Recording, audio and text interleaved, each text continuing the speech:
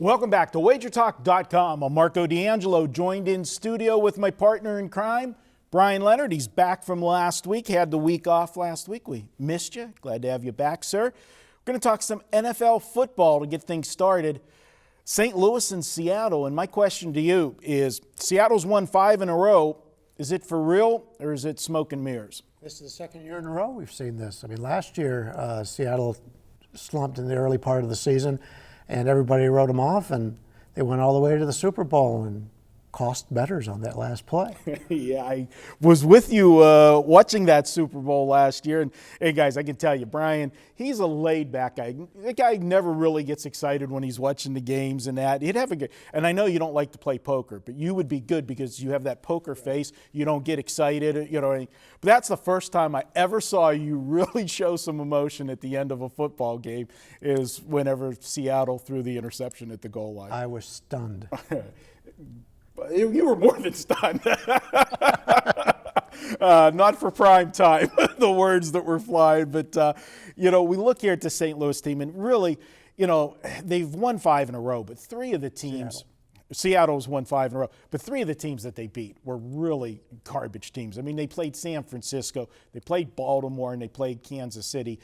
Cleveland. I'm sorry, I'm thinking about – I got Kansas City. I can see how you get those two confused. No, you see I'm wearing my Steeler tie, and I got Kansas City on my mind because losing that game to Kansas City earlier in the year might cost the Steelers going to the playoffs. But really, they faced some teams that really didn't have good quarterbacks and really test this defense. And then the other team that they did beat in this stretch, they did play a Minnesota team that they were able to roll in Minnesota. So that's their signature win. But Minnesota, is Minnesota for real?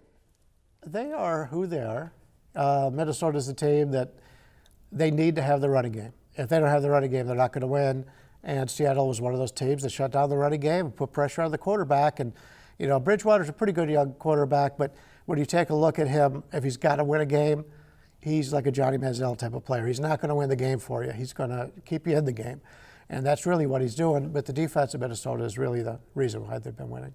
Well, this is your play, your video, best bet.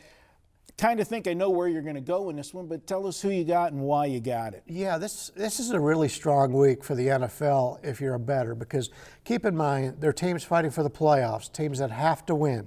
We always like it when a team has to win. That means the public is on them, the line is higher, and that means we get value on the underdog. Also, last week, the favorites, especially the big favorites, Seattle and New England, both won as over 14 favorites.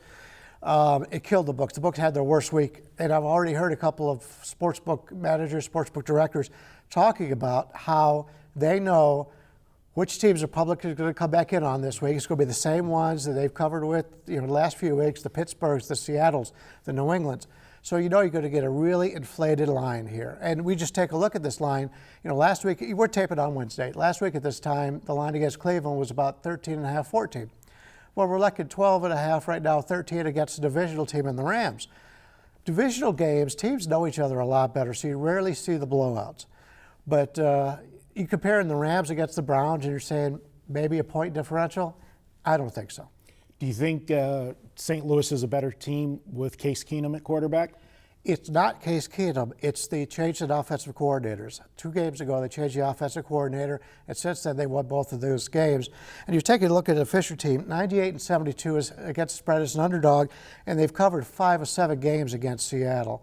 So you're looking at a team right now that nobody really thinks much of because they look at the whole picture of the entire season, and you got a Seattle team 5-0. Take a look at Wilson's touchdown interception ratio of those 5 games, 19-0. But keep in mind, Seattle's lost both their starting running backs and their wide receivers. So that offense now plays a good defense in the Rams. I think it'll be a little bit different for that Seattle offense here. I'm going to take the points with the Rams, keep this one close. Yeah, and great point about the books last week, because we see, we talk about the public overreacting to things. The books in Vegas do the same thing because they have to, because they know what the public's going to do. They know what the public's going to do. And when the public had a week like they did last week, it especially, as you said, all of them winning, it hits the parlays. It even gets the small player the big scores because they cash parlays. And then what ends up happening is when they make those big scores, the average bettor gets a little bit cocky this week and starts playing a little bit more money, and we'll see what happens. Did you see somebody? There was a girl here in Vegas. I know people love to hear some of the Vegas stories, but there was a girl here, I think she was in her 20s. She hit a 15-team parlay, and the last leg of it was on Monday night with the Lions, and it was for like a $100,000 payday on a 15-teamer, and she didn't even know about hedging. Didn't know about hedging, and I only read the headline, but it said it was only the second bet she's ever made. Time to retire, dear. Time to retire, yes, sir. All right, guys. Brian says to go ahead and take St. Louis plus the points. I can't say I argue with him. I think Seattle definitely a little bit overrated at the moment. You're paying a premium for them.